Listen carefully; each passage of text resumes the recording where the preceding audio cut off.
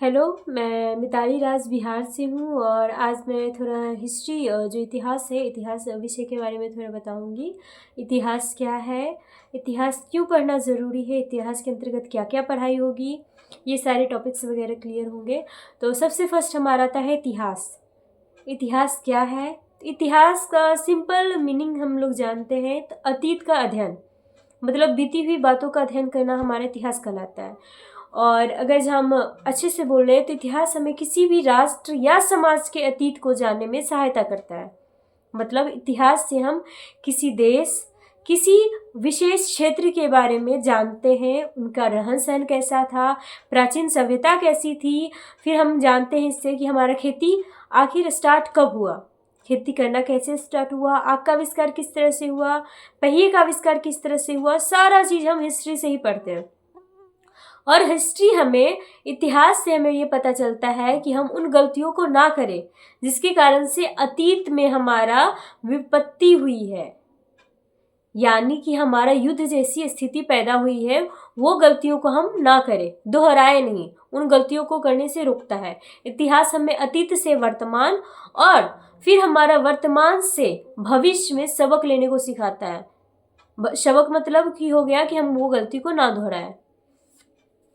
फिर हमारा इतिहास में हम प्राचीन भारत के बारे में पढ़ेंगे। हमारा भारतीय इतिहास क्या है, तो भारत के बारे में जानते हैं। हमारा भारत जो है उत्तर में हिमालय, दक्षिण में हमारा क्या है, हिंद महासागर है। तो उत्तर में हिमालय से लेकर दक्षिण में महासागर तक का फैला जो क्षेत्र है उसको हम बोलते हैं भारत।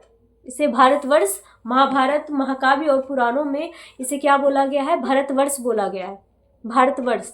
और यहाँ के निवासियों को भारतीय।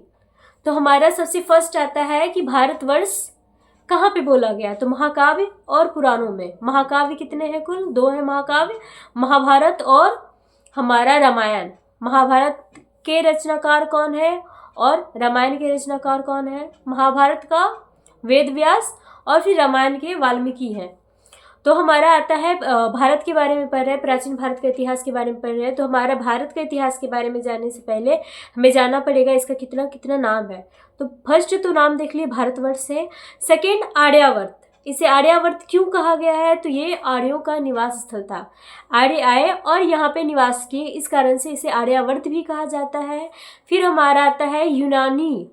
जो यूनान के लोग हैं, यूनान के लोगों ने इसे इंडिया कहा और मध्यकालीन मुस्लिम इतिहासकारों ने इसे हिंद अथवा हिंदुस्तान के नाम से संबोधित किया है। तो इतने सारे नाम हो गए। फिर एक हमारा और नाम आता है जम्बूद्वीप। तो आखिर जम्बूद्वीप इसे कहा क्यों गया, तो जम्बूद्वीप कहने का ये है कि जो हमारे मौर्य काल, मौर्य वंश जो हमारा है, जिस जगह पे रहते थे उसे हमारा जम्बूद्वीप कहा गया है।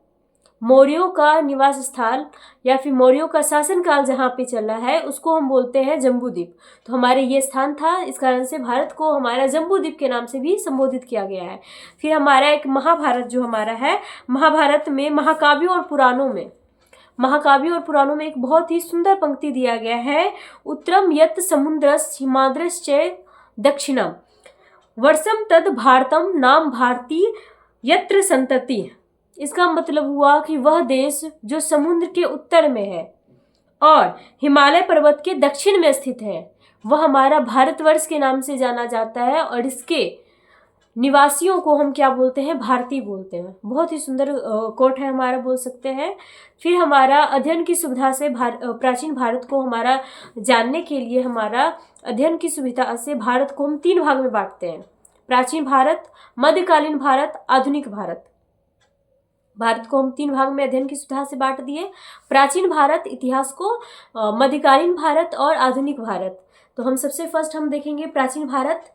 प्राचीन भारत को जानने के मुख्य रूप से 4 स्रोत हैं। तो प्राचीन भारत को अगर पूछा जाएगा कितने स्रोत हैं जानने के लिए, तो 4 स्रोत है हमारा।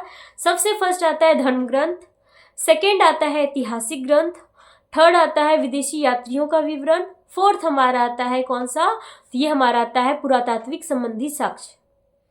तो हम सबसे फर्स्ट जो धर्म ग्रंथ है वो पढ़ेंगे। तो धर्म ग्रंथ हमारा कौन है, सर्व प्राचीन धर्म ग्रंथ वेद है।